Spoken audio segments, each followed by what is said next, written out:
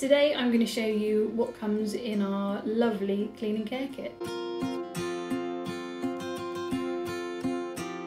So this kit we put together for anyone who's got beeswax wraps and wants to get as much life out of them as possible. So to clean your wraps we have our courgette scrubber. If you wanted to also use it to clean your surfaces, so the top of your oven, it won't scratch the metal like a plastic scrubber will. So really lovely alternative and fully biodegradable.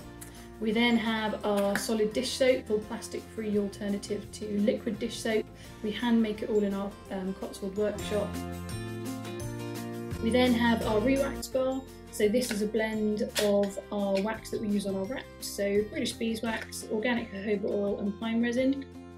Grate a little bit of our wax mix onto your wrap between 2 sheets of baking paper on top of a tea towel. And then you'll find that your wraps will last an awful lot longer. 2 lovely big sheets of baking paper.